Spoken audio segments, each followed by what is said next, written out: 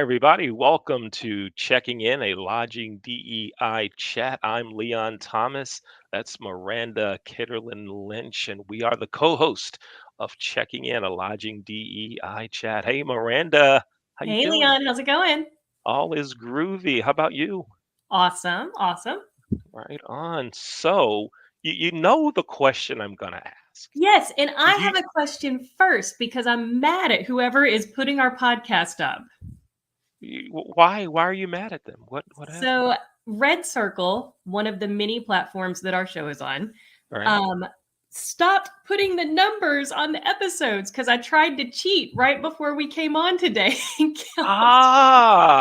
Okay. All right. Okay. So here's a message to Antoine. Antoine, you just got called out on live radio, podcast, YouTube, LinkedIn, social, everything. I'm mad at the person who's putting it up. What happened to the numbers? That's what How she dare said. you ruin my cheating system? Wow. So we'll have to get back to that because it did look kind of cool, right? The numbers getting up in the 20s, 30s, or whatever, I want right? to say it's 21, season 2, episode 21. But Season again, 2, episode Antoine will have to. 21, but we don't know. And we're gonna have to go through and look at all that because one of the things that the Leon Thomas group that my team is working on, you know that we have those signature questions at the end of the show, Mhm. and they're working on a series that shows all of those questions, right? And so Yay! maybe as we go through, they can actually give us an official count of how many shows we've had. So hopefully they can get that popping, right? Yes, that would be great. Yeah. But whatever the number is, I'm having a great time working with you on this on our podcast and it's a lot of fun. We've had some great guests and I want to remind everyone that you can watch us on YouTube, LinkedIn. You can also listen through podcast platforms, as Miranda talked about, but also on the Leon Thomas Group Radio Network. So if you go to our website, theleonthomasgroup.com, click on Listen Live, you'll hear all of the shows that our company produces. So it's there also. That Yeah, is so cool. That is so cool. yeah, And when we tape our shows, I tell my daughters, "Mommy has to be on TV today," because they don't understand yet what these platforms are. And now I get yeah. to tell them, "Mommy was on radio today." Yes, yes. How about that? On radio, on TV. Tell me, is your husband still downloading episodes and Yes, so we all that? can't talk about him anymore. We can't. We can't. Now, if I could get my wife to listen and watch, right? But she has listened to a couple of episodes, but that's with me. I'm waiting for her to tell me, I listened to that show and why'd you talk about me? But I don't talk about her, you know. By the way, interesting piece I want to add about my wife, right? So we had a big dispute a couple of days ago. Not a nasty drag out fight, but a strong dispute on how we met. Oh, okay. Yeah, yeah. So I'm gonna share my recollection of how we met. Then you share how you and your husband met. Then we'll get on with the show. All And right, then here we go. next episode, we bring on your wife and my husband. Yes, I love it. That's the perfect. We'll do that. We'll do that. So we met at a supermarket in what used to be called the bulk food sections. Our carts hit, and I Aw. said, "She's mine. I'm hers." That's what I remember. She has a different story. What about you and your husband? My husband would tell you that he hired me in Las Vegas, which is true. But the full story of that is I was working on my PhD in Las Vegas and needed a little side hustle. So I applied to bartend, wait tables, whatever. And he happened to be the manager that interviewed me. Okay. All right. Right But on. his rendition is much more juicy, I guess. Okay. All right. So maybe on season 2, episode 22, we'll have them on and just for a couple of minutes to discuss that. Yes. All right. So we have today a very special guest with us. Could you go ahead and introduce our guest? Yes, Seema Jain. I'm going to read her title from LinkedIn because I love it. It's incredible. It says empowering companies to elevate cultural competence, 15 years plus hospitality mover and shaker, founder and CEO of Seva Global. And she is doing so many cool things. I can't wait for her to share. All right, great. Let's bring her on the stage. Hey, Seema, how are you? Great, Leon. Thank you, Miranda, for that great introduction. It's terrific to be here today with you both. We're so happy to have you. So first, I'm just blown away by the term cultural competence. Can you educate me further on this and the people listening? Of course. So this is sort of a new buzzword that's been coming around the last 5, 10 years, and it's getting stronger every year.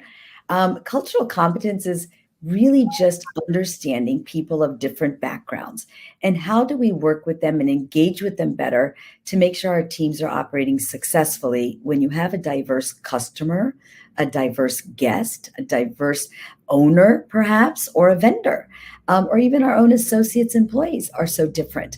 So we want to understand and respect those differences that make a difference when we work with people of different backgrounds. Really, it's that simple. It's that simple. I think that's fantastic. And I've said this before, I'll say it till the day I die. Even if you really, truly don't care about diversity, equity, and inclusion, if you don't care about equality, if you don't care about any of that, what the majority of people probably do care about is money, right? Mm-hmm. And making money. So tell me how what you're providing to the public can help our industry make money. Absolutely. So, Miranda, let me just back up a little on my story of how I'm a finance nerd. I'm a first generation Indian. My parents came in the 60s and they told me I could be a doctor, lawyer, engineer, or business, right? No other choices. So my father was a professor of statistics, accounting, and finance. When my turn came to go to college, he gave me choices. He said, you can be accounting or finance. That was my choices since I didn't want to be a doctor or a lawyer. So I took that path of accounting finance and was that finance nerd, the first career, doing everything from pro formas to discounted cash flow models and acquiring physical therapy centers. Moving fast forward, my parents started entering into that hotel industry and they acquired some hotels in 1995. I thought, great, you do your thing, I'm doing my thing. Did I not know that I would be entering this industry? Absolutely not. However, I thought if they needed help, I should learn the acronyms and the terminology of the hospitality industry. Didn't know what ADR was, RevPAR, or anything. 2006 moves along and I joined Marriott International. I decided at that time that corporate sales sounded a lot sexier than it would be to run numbers. So took my hand at corporate sales for a resort down the street and really enjoyed it until 2008. Maybe you both remember 2008 when our economy tanked a little bit. And I had to think quickly as a salesperson, how am I going to make those numbers? Well, that's where you start thinking out of the box. And I used cultural competency to win my numbers. I saw a group of ethnic travelers staying at a nearby competitive hotel. It was an extended stay property. I did everything that a good salesperson should do. Followed that team, found out where they were staying, what hotel they were going to, followed the shuttle bus. This account was my account. And I called the travel manager and I said, hey, why are you putting them up at the, ABC hotel? I really like them to stay at my hotel. She goes, well, it's right next door and it's easier to do. So I worked with my GM at that point and I said, listen, we have to think out of the box. Could we add an ethnic breakfast item? Now remember, this is 2008 at this point. Could we have TV stations of their ethnicity so that they would enjoy watching something from back home? We started implementing all of this and our sales went up. So if you're asking why this is important, yes, for those who are interested in a great ROI, I have proven story over story that this will lead to a great ROI. For every C-suite person out there, general manager out there, this is important to know that doing good work, which is understanding people's culture and understanding how they want to be treated, actually results organically into great numbers. So the story went viral at Marriott. They created a position, which was awesome because they said, here, you did a great case study. I moved, RevPAR from position 3 to 1. I was able to share shift 2,000 room nights. And now can you do it for all the hotels? So this story carried it into an entrepreneur type of position at a very well-respected Fortune 100 company. And I created a program called Culture Day. educating and helping the teams out there understand the tools and resources they need to be culturally confident when they work with diverse groups of people. So, hopefully, in that nutshell, that will help people understand why this is not only beneficial from a sales, but also the guest experience. And Miranda and Leon, I don't know if you've traveled around the world, but when you do, when you go to a country that English is not the first language, but you see an English TV station in your hotel room, you get pretty excited, right? It's these little things that far. Yeah, and sorry, Leon, before we go on, I'm sure that people listening are probably like, okay, I need this. So Mhm. for anyone who is in charge of making the decisions to bring things like cultural Yeah. competency day to their property, how would they find you? How would they find that information? Sure. First of all, easy thing is just reach out to me, my email. I love to be accessible to any potential client or just somebody needs brainstorming ideas. You can go on my website, put up a calendar appointment if you need 15, 30 minutes to talk about how I can bring this and what are the best offerings that make the most sense. Honestly, I'm not here to be a checkbox for somebody. I'm not here to take their money. If they truly have fire in their belly, are passionate, I will take them as a client. Because if they want to be seeing this, they will be successful and then we all win together. So this is something that I do everything from, a keynote presentation. I can do anything from a workshop for a half a day, full day. But the one thing I love is like, I'm actually going to Houston. I'll be presenting down there for a full day workshop on Indian weddings, LGBTQ plus weddings, Jewish social events, because as you know, when there is a recession or anything of a downturn economy, multicultural celebrations always stay. They never go away. So people investing in this learn that, hey, I'm Indian. I know what my people spend on this kind of event, and it's a lot of money. And they really don't care what the economy is because they're still going to spend the money. So, learning this and learning how to think out of the box is critical. But my first thing is, I just want to talk to them and understand their needs to make sure that I have a solution for them that works for them. So, it's important to find the right solution, whether it's my company or not. It's just making sure we find the best fit for them. I love it. This is something that when I grew up in the hotel business, that our sales teams and our general manager and folks at that level used to think about in two markets. One, and they're both kind of sports related. One was youth sports. We Mhm. want to get the softball tournament, the volleyball tournament, the Yeah. cheerleading tournament. We want to get them. What do we have to have at our hotel to get that business, right? Mhm. And the Absolutely. other was for larger hotels, and it's a smaller sample size, but if you think about professional leagues, the Mhm. National Football League, the Mhm. National Basketball Association, hockey, baseball, those teams have requirements, and folks at larger hotels make sure that they have what those teams need. And even now, the NFL has a meeting every year. They Mhm. had it a couple of months ago in Nashville with all the teams from NFL cities could go to and say, "Here, we're your hotel. We have." Right. They learned. They found out what was needed to get the Mhm. team's business, right? And Absolutely. and I often wondered why our industry doesn't do that in terms of culture. Now, Yeah. here's something that happened, I'm going to say 4 or 5 months ago. Okay. A friend of mine who works as a director of sales for a large hotel in a major city contacted me and said, "I just got into an argument with my general manager." I said, "Okay, that's nothing really new, but what's going on?" I Mhm. said, "We have members of a black church organization staying here. There's a church convention.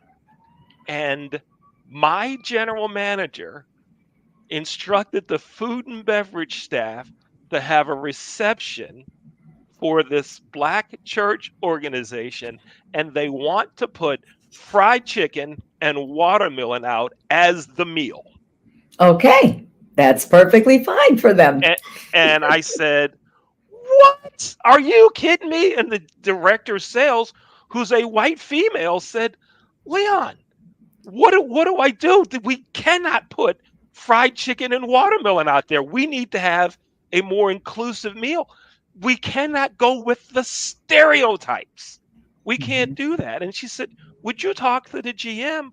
Like, yeah, I will talk to your GM, but it seems like he has his mind made up that his attitude really needed to be changed. He needed to understand culture. He was dealing in Yeah. stereotypes Yeah. and not the Yeah. for real. So Right. Yeah. how does one learn? I mean, I know we Right. can contact you and Of here course. again, here's your website, right? I want Yeah. everyone, I don't want to get Oh, another phone call like that. Okay. no, I don't no, want to you get don't. another phone call like, Yeah. right? And Here's the yeah, go ahead. absolutely, Leon. No, that's a great story. And there's one thing you can think about. So stereotypes and generalizations, two different words. When I present something, whether it's the Chinese culture, the Brazilian culture, we do 12 different cultures. And if anybody wants something else, we customize it.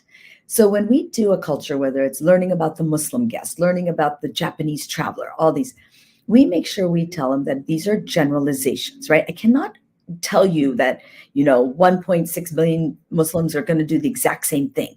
I'm going to give you a generalization to make it helpful for you. Stereotypes sometimes don't paint the full picture, and that's the problem. So, for example, if this GM had said, we got to do fried chicken, okay, I understand these are some important things, but maybe we can offer some other things and have some other varieties because what if there is a vegetarian? I can't eat there, right? Like, so maybe you start with that and help him understand the broader situation of other items, right? That would be like an Indian person saying, "Oh, I need chicken tikka masala and I need paneer." Like, no, there's more to offering than those two, but I appreciate that you are thinking his intentions were good, that he wanted to do something that was what in his mind he thought was, culturally or appropriate, but we need to then educate on maybe we should have a more diverse menu to allow it to be a little bit more for everybody who's coming, right? Not everybody might want that. And his intention is good. Leon, it is something that I have enjoyed over the last 14 years. I don't know anybody else in the industry doing what I do, which makes it super exciting, And that's why even if a GM just wants to talk to me about a situation to say, what should we do? My goal is to be more helping teams become more proactive so they don't have a situation of a faux pas and then I have to fix it all. Yeah. Right. So I would like them to be proactive and say, you know what, we do need this, whether it's how do we grow our business by being culturally competent, whatever it is, let me help you think before you make an action that might be something you Yeah. regret. And you know what? I'll be honest, Leon, we're all going to make a mistake. We are human beings. No matter how hard we try, myself included, we will make a mistake. And we actually did a post the other day on LinkedIn. Definitely follow us on LinkedIn. Seva Global's out there, and we give cultural tips. But what happens when you make a mistake? First and foremost, you apologize with authenticity and you move on. But you have to recognize and apologize. And you know what? It's going to happen. So once you accept that, yep, I could make a mistake, okay, how do you rectify the situation? That's what it comes down to. No different than a person at the front desk making a mistake or it happens every day. And we're humans. We can't avoid that. Yeah. Before we go back to you, Miranda, I just want to say two more things. First, folks, I want you to contact Seema. Thank All you. right. We're gonna show her contact information. We want you to make sure that you and your teams are more culturally confident. So there's her company's website there. If you want to get with Seema directly, Yep, yep. there's her email Absolutely. address right there. Please contact her. Please do that. Please, please, like you can contact her like right now, Directly. You can. right? Absolutely. Contact her Yeah. now so that your teams can be more confident. And here's the other thing is that when I think about my circle, those that I'm involved with, right? I work with, right, do the show with Miranda, right? Mhm. White lady. I coach kids in racquetball Yeah. where I think the one ethnicity that we're missing uh, in our racquetball program is someone that's Japanese. right? Okay. Everything else, we have it, Yeah. right? And I watch the kids have conversations about their cultures, and I watch them learn from Mm. each other. And I just think that if we all did that in our workplaces and Yeah. everywhere that our circles are or connect, that we could have a much better society. So thank you for what you're doing, Miranda. I'm gonna turn it back over to you. Yeah, yeah. Again, thank you for what you're doing. I think it's incredible. I want to ask you because what is today? The 28th of May Mhm. recording. So June is right around the corner, and I see that you're already prepared for Pride Month. Tell me about your flag back there. Yeah, so that is our ally flag for those of you who can't see. Um, so with Seva Global, one of our major, very popular workshops is the LGBTQ plus. I have an 8-person team of which 2 are in the LGBTQ plus community, and they are amazing. And we run a workshop to help people understand everything from history to pronoun usage and transgender guests that you might have. So we've developed a phenomenal workshop to help in this area. But one thing is, this flag did not just go up, Miranda, because it's Pride Month. It stays up 365 days a year. I'm an ally 365 days a year, and Seva Global definitely recognizes Pride Month, but we celebrate all year round. So the Pride Month, my flag just stays up. You'll see it in all my backgrounds, but I'm very proud to be an ally, and I love my team for all the support. So that's a little bit about that. We're excited to launch Pride activities. And again, if you're not sure what to do during this month, we worked with hotels. We have over 50 years experience of hospitality industry on my team, and we'd be happy to help you or present a workshop, webinar, in person, however you'd like, if you'd like to kick off something for your company. So lots of ways to do things. That's fantastic. And I don't want to ask you to give away any of your secrets for free, but in general, earlier you said that people are going to make mistakes, and that's something that I firmly believe in too, especially when we're talking about a topic so nuanced, right? And I think it's okay to make mistakes as long as you, again, apologize and learn from them, right? And rectify them. What do you see commonly in our industry?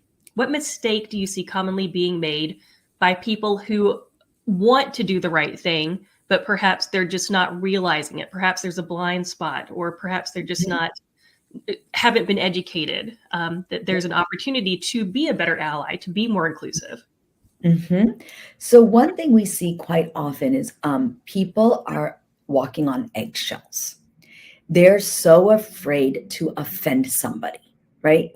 The way the country is developed and with our DI efforts, people are afraid, oh my God, should I ask that? Should I not? Is it okay? Will I offend? I tell people, listen, 98% of the people in this world will probably be receptive to a question if you ask with your authentic heart and good intention. There will always be, Miranda, a person who's going to be off that day, even if they're normally fine, just that day they're in a bad mood and they're going to take it the wrong way. Okay. Let me give you a great example. We talk about gender and pronoun usage and different things that are, I have she, her, you, I have. One thing I see, and I put the cultural lens on all of our presentations. So when Tim and I are presenting LGBTQ plus, I'm bringing a cultural lens to that, which means we might say to avoid things like sir and ma'am and keep more gender neutral terms.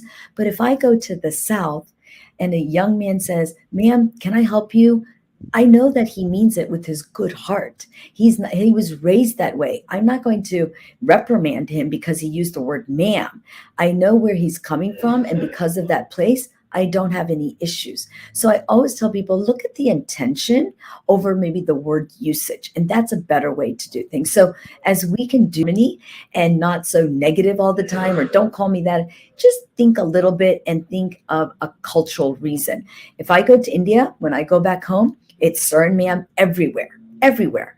Do I say anything? No, because I know culturally that's how it is. So kind of have to not just do everything in black and white, but to think a little bit beyond and think about the person and their way of saying something. But I'll tell you a funny story that I have to share.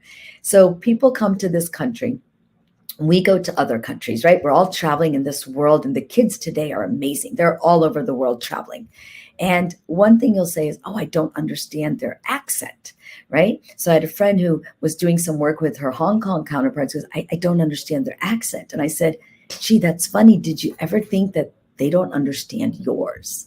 Right? We're so ethnocentric that we forget that we also have accents, and other people around the world may not understand that. So these are the small things that I love when I present, because of all the aha moments I get in the with the attendees of, wow, we never thought about that. And that's my goal, is to just open up their mind to realize that things around the world are different, and punctuality could be different to different people.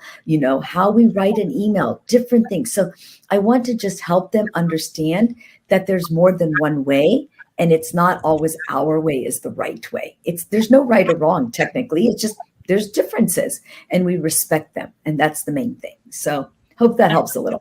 Yes, absolutely. And I feel so blessed to be in a population of such diverse individuals in my place of employment. Our students are from everywhere. It's incredible.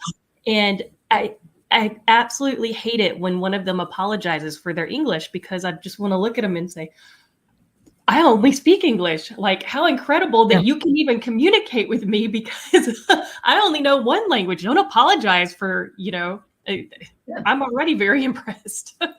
Absolutely. Absolutely. And that's another interesting point. Not every culture, some cultures are very apologetic. It's their nature. They just will always say, I'm so sorry. I'm so sorry. And we have to accept that that is just part of the culture, that they're going to do that. So it's not showing that I am weak or anything like that. It is just culturally norm. And so that is something we need to understand as well. That is so, you have educated me so much during this short time together. Thank you so much. Good. Of course. Spend the day with me and you'll be blown away with all the different things I'm going to teach you. So you can come to Houston and join us down there. No problem. I absolutely would. Leon? Yeah. Seema, it's now time for our 2 signature questions of the show.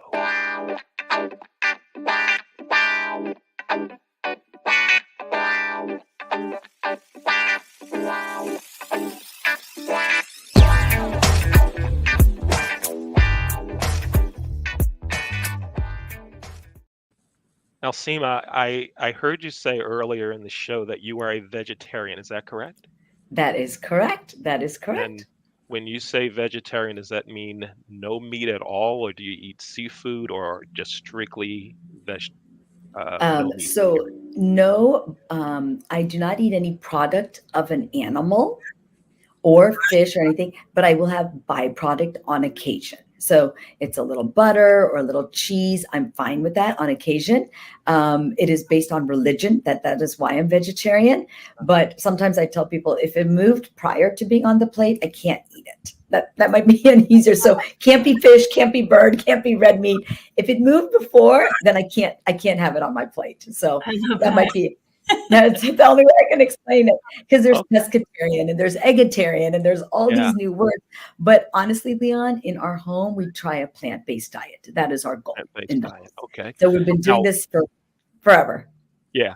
Now, what I'd like you to do, because the question that I typically ask here, and you'll understand why I wanted to verify it, that I did hear you say you were vegetarian and get more information about it, is we typically ask here, have you ever had a Maryland crab cake? But after listening and learning from you, I thought that would not be an appropriate question. Okay? You are 100% right. And I think you know the answer. Right. So what I would like you to do, I asked you, a minute ago, how did I do in asking you about your dietary preferences? How did I do in asking that? You were perfectly fine. And you were able to even note that a vegetarian might have, is it meat? Is it, poultry? Is it seafood? There's a lot of different ways that people say vegetarian. I will say, people will say, I'm vegetarian, but I have fish, or I'm vegetarian, but I don't eat that, right? True meaning of vegetarian. And I like that you engage. when you show interest, Leon, in my diet, that makes me excited and I want to educate you, right? So people always